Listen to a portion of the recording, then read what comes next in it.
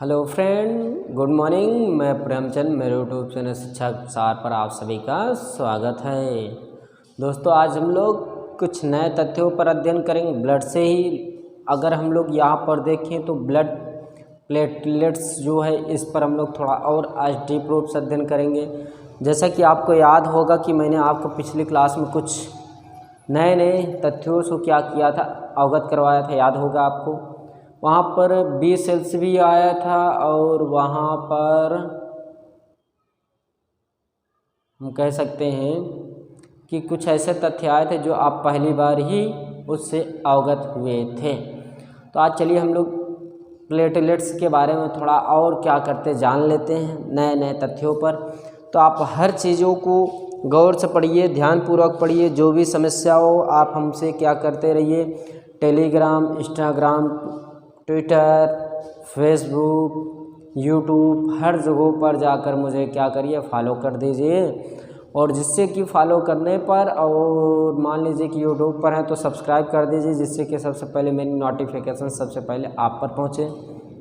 और जैसा कि टेलीग्राम पर ग्रुप में जो ग्रुप बना है शिक्षा का प्रसार रेजिंग बाई प्रेमचंद सर के नाम से, उस पर आप लोग क्या करिए, ज्वाइन हो जाइए। उसमें से भी जो भी फीचर्स मिलेंगे मैं आपको दूंगा, नए नए तथ्यों। तो यहाँ पर हम लोग देखते हैं नए नए पॉइंटों पर। तो चलिए आइए। तो आप लोग पहले लिखिएगा रक्त विम्बाणु, विम्बाणु, या हम कह सकते हैं थ्रोम्बोसाइट कोशिका। क्या थ्रोम्बोसाइट कोशिका? तो हम लोग यहाँ पर थोड़ा और डीप रूप से जाते हैं। ब्लड प्लेटलेट्स, सीधे क्रम लिख देते हैं। ब्लड प्लेटलेट्स, इसको हिंदी में बोलते हैं हम लोग रक्त विम्बाणु। या अब हिंदी में एक बार और इंग्लिश में लिख लीजिए दूसरा पर्सन। देखिए इसमें जो है इम्पोर्टेंट तथ्य हैं, जैसे कि मान लीजिए कि थ्रोम्बोसाइट कोशिका या थ्रोम्बोसाइट कोशिका, थ्रोम्बोसाइट कोशिका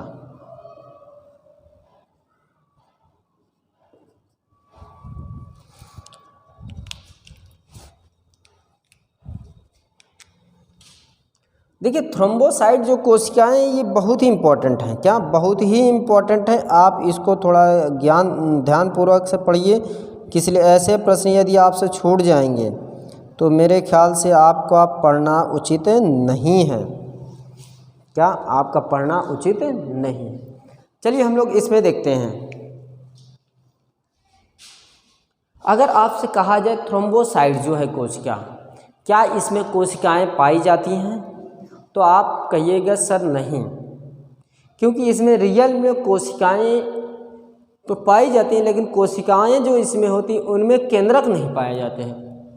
जो कोशिकाएं होती हैं, जैसे कि यहाँ थ्रोम्बोसाइट कोशिका लिखा गया है, कोशिका तो होती है परंतु केंद्रक नहीं पाए जाते हैं। और ये जो थ्रोम्बोसाइट कोशिकाएं, ये कहाँ पास होता है? ये अस्थिमज्जा में होता है। कहाँ पास? अस्थिमज्जा। और ये स्तनपायी लोगों में क्या होता है? पाया जाता है, स्तनपायी में पाया जाता है। और इसमें कई अनेक तथ्य हैं। आप लोग लिखते चलिए, मैं बोलते चल रहा हूँ कि थ्रोम्बोसाइट कोशिका में केंद्रक नहीं पाए जाते हैं, तथा यह अस्थिमज्जा में क्या होता है? पाया जाता है। यह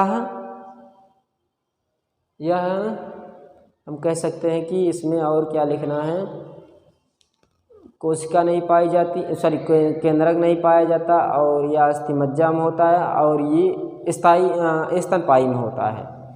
तो ये सभी तथ्य लिख लीजिए जो मैंने अभी बोला जस्ट। तो लिखिए जल्दी से। अगर मैं ये कह दूं थ्रोम्बोसाइट की साइज क्या होती है, तो ये ध्यान दीजिएगा, साइज जो है दोस्तों, इसकी साइज बहुत ही छोटी होती है। 2.3 माइक्रोमीटर होता है। और इसको जो नंबर है यानी कि इसमें जो रहते हैं नंबरिंग के अनुसार, ये 1 पॉइंट नंबर हम लिख सकते हैं। नंबर ये क्या है, हम कह सकते हैं 1.5 से 4.5 लाख 4.5 लाख पर मिलीमीटर क्यूब है। क्या? मिलीमीटर क्यूब ऑफ ब्लड होता है। अगर मैं आपसे ये कह दूं कि जो ये थ्रोम्बोसाइट है ये किसको स्रावित करता है, तो थ्रोम्बोसाइट जो है प्रोटीन को स्रावित करता है। क्या? थ्रोम्बोसाइट जो है प्रोटीन को स्रावित करता है।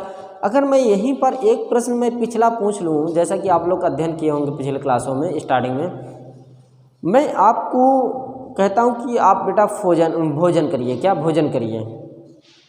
आपको ज़ोरों शोरों से क्या लगी है? भूख लगी है। मान लीजिए कि आप बहुत ज़्यादा भूखे हैं, तो आपको मैंने दिया, मान लीजिए कुछ चावल दिया, कुछ दाल दिया, कहा बेटा आप मिलाकर इसको क्या करिए, खा लीजिए। अब आपने खाया और खाने के बाद क्या तुरंत आपको एनर्जी मिलेगी? लेकिन मिलेगी तो है नहीं तुरंत, कुछ 1-2 मिनट, 3 मिनट, 4 मिनट, 5 मिनट तो लगेगा।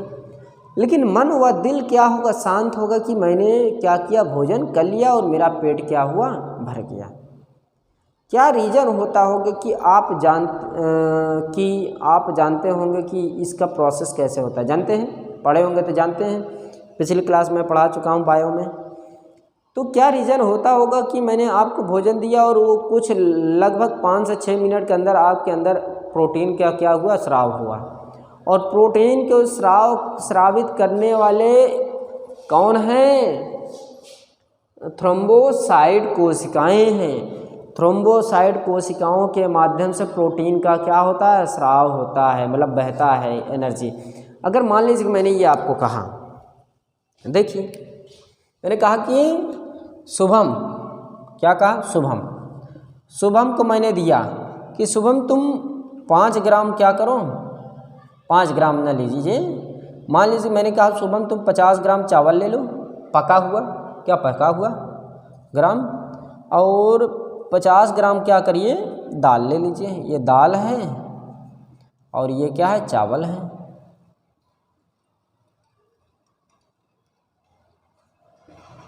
और मैंने कहा कि दोनों मिला लो और मिलाकर क्या करो? खा लो। तो जब आप खाएंगे तो आपकी बॉडी में जाएगा। क्यों? बॉडी में इंटर किया। जब बॉडी में इंटर करेगा तो बॉडी में से आपकी आमाशय जो है उसमें तो इंटर करेगा ही। तो मैं कहता हूँ कि आप जब खाएंगे, देखिए आप जब खाएंगे तो यहाँ से आपका, मान लीजिए कि यहाँ पास इस प्रकार है। देखिए मान लीजिए कि मैं आपको बना दिया इस प्रकार,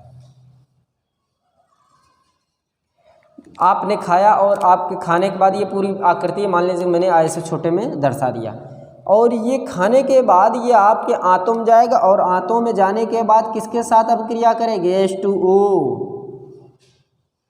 क्या? H2O, या हम कह सकते हैं O2 के साथ क्या करेगा, या O के साथ क्या करेगा? अभिक्रिया करेगा। हम मान लेते हैं कि H2 के साथ क्या किया? अभिक्रिया किया, और अभिक्रिया करने के बाद ये किसमें मिल जाएगा? ब्लड। क्या? ब्लड में क्या होगा? मिलेगा। और जब ब्लड मिलेगा तो ये ब्लड के माध्यम से, और जानते हैं प्रत्येक अंगों में ब्लड का क्या हो रहा है? स्राव हो रहा है। और उस ब्लड को स्रावित करने वाले कौन हैं? थ्रोम्बोसाइट कोशिकाएं। क्या? थ्रोम्बोसाइट कोशिकाएं। तो ये आपके ब्लड के माध्यम से प्रत्येक अंगों में पहुंचेगा तो आपको क्या मिलेगी? एनर्जी व पावर मिल जाएगी। तो ऐसे ही धीरे धीरे क्या होता है, हर चीज़ों का प्रोसेस है, लेकिन हर चीज़ों को प्रोसेस जो है उसको विस्तार रूप से समझाना बहुत ही सरल है, लेकिन समझना बहुत ही कठिन है। तो यहाँ पर मैंने बताया आपको, आज जैसे कि मैं क्लास ले रहा था, कंपटीशन की क्लास ले रहा था, उसमें तो फिजिक्स में पढ़ा रहा था। तो बात ये हुई कि वहाँ पास मैं उष्मा चला रहा था, तो उष्मा चला रहा था कि वहाँ एक बच्चे ने क्वेश्चन किया कि सर क्या आप ये बता सकते हैं या आप ये कह सकते हैं क्या ये संभव है? तो मैंने क्या कहा कि क्या संभव है। आप पूछिए क्या पूछना चाह रहे हैं। काफ़ी बच्चे थे, लगभग 90 बच्चे थे, बैच थी उसकी। तो उसमें जानते हैं क्या हुआ, उसने ये कहा कि सर क्या रीज़न है, क्या रीज़न है कि उष्मा को हम लोग एक स्थान से दूसरे स्थान, दूसरे स्थान से तीसरे स्थान पर स्थानांतरित करते हैं। अगर इसको स्थानांतरित करते हैं तो इस विधि को क्या कहते हैं, क्या ये संभव है, स्थानांतरित किया जा सकता है। तो मैंने उसको समझाया कि बेटा हाँ, उष्मा को स्थानांतरण की विधि बनी गई है। अगर उस उष्मा को स्थानांतरण कर रहे हो और एक ऐसा वस्तु लिए हैं जिनके एटम्स पास पास हैं, क्या एटम्स पास पास हैं, और आप नीचे से क्या करिए, हीट करिए और उसके एक सतहों से क्या करिए, उसको टच किए रहें। और जैसे जैसे हीट होगा, अगर एटम्स उसके पास पास है, एटम के माध्यम से उष्मा कहाँ जाएगी, दूसरे छोर पर जाएगी और आपके हाथ में क्या करेगा, गर्म या हीट महसूस होगा। तो इस विधि को क्या कहते हैं, चालन कहते हैं। दूसरी भी विधि मैंने बताया, तीसरी भी विधि बताया, संवहन विधि और विकिरण विधि।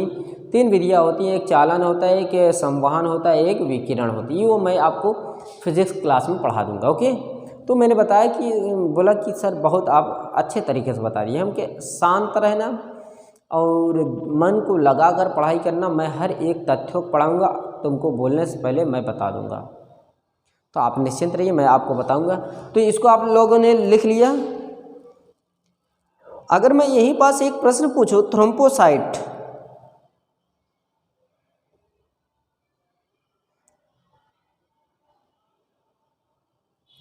आपसे क्वेश्चन 2 प्रकार पूछा जाए। थ्रोम्बोसाइट जो कोशिकाएं, ये तो प्रोटीन को स्रावित करते हैं, लेकिन एक कोशिका और है जो अधिकतर ये पूछा जाता है, थ्रोम्बो लिखिए, थ्रोम्बो लिखिए, थ्रोम्बो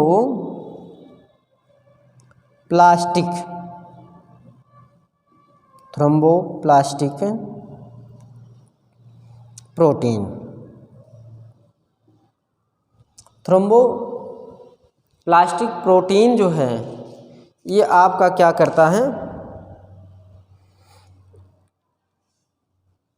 मतलब कोशिकाओं को स्रावित करता है। और थ्रोम्बोसाइट या थ्रोम्बोप्लास्टिक प्रोटीन, ये 3 से लगभग 7 दिन तक इनका जीवन काल होता है। 3 से 7 दिनों तक जीवन काल होता है इनका। ये सब आप लोग लिख लीजिएगा। अब चलिए हम लोग कुछ नए तथ्यों पर थोड़ा चर्चा कर लेते हैं। रफ किया जाए।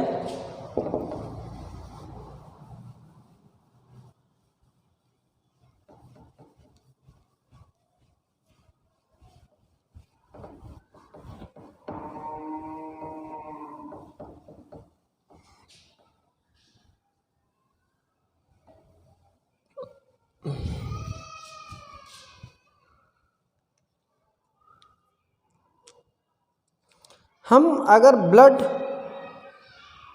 स्कंदन देखें तो ब्लड स्कंदन थोड़ा आप लोग देखिएगा।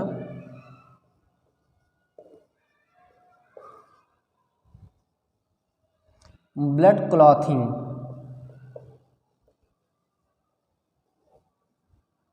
इसको हिंदी में बोलते हैं रक्त स्कंदन।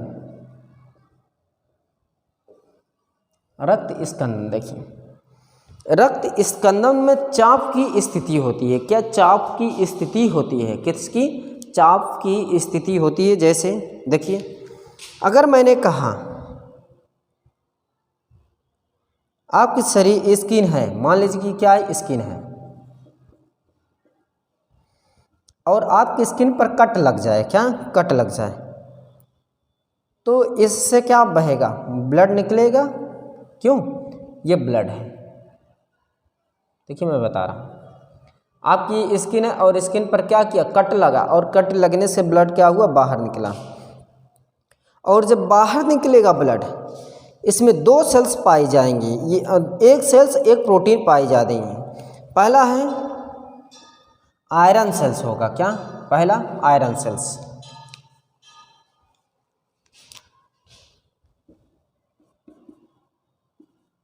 Iron sales. और दूसरा हो सकता है थ्रोम्बो प्लास्टिक प्रोटीन,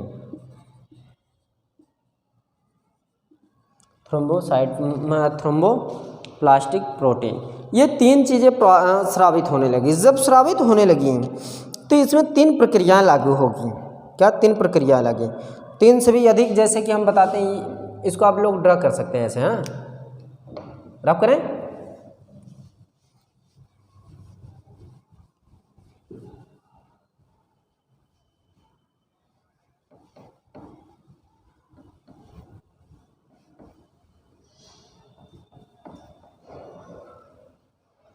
देखिए, अगर मैं यहाँ पर प्रोथ्रोम्बियन कहा जाए, क्या प्रोथ्रोम्बियन,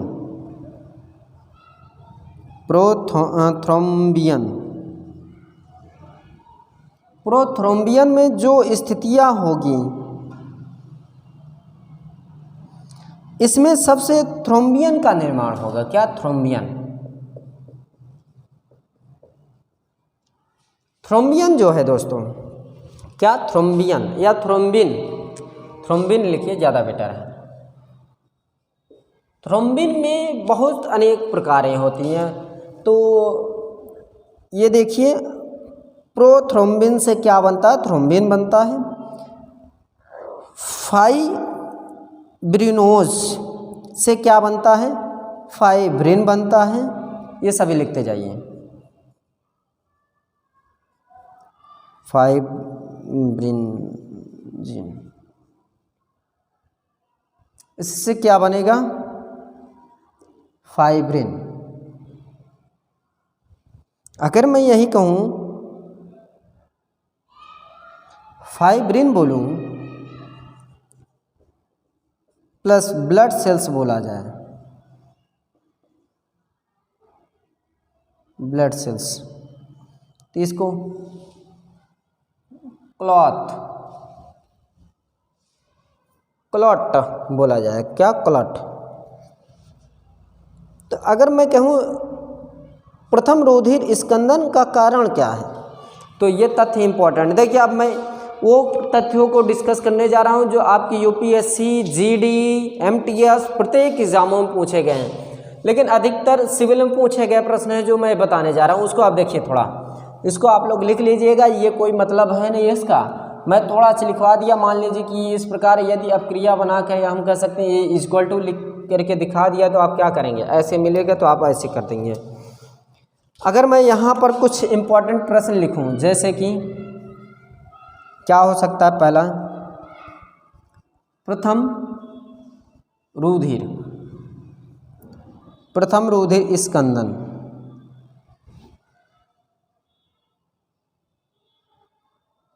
स्कंदन, कारक कौन है? प्रथम स्कंदन कारक फाइब्रिनोजन। क्या?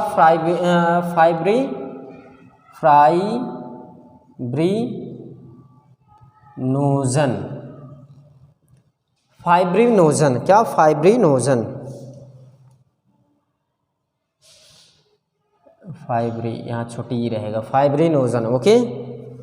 अगर अगला देखूं तो ये रहेगा आपका सेकेंड रुधिर स्कंदन कारक क्या होगा?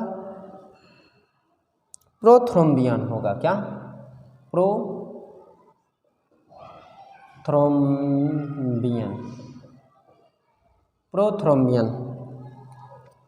प्रोथ्रोम्बिन लिखो, प्रोथ्रोम्बिन ज़्यादा बेटर है। अगर इसी को और आगे कहा जाए तो थर्ड रुधिर स्कंदन का कारक क्या होगा? तो यहाँ पर थ्रोम्बोप्लास्टिक होगा। क्या?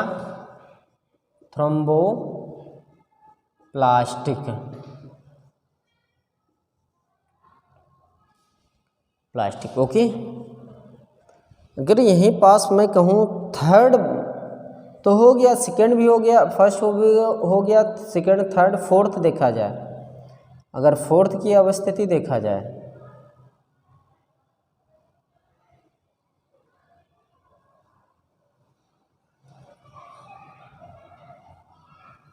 सेकंड, थर्ड, फोर्थ pH की स्थिति क्या होगी?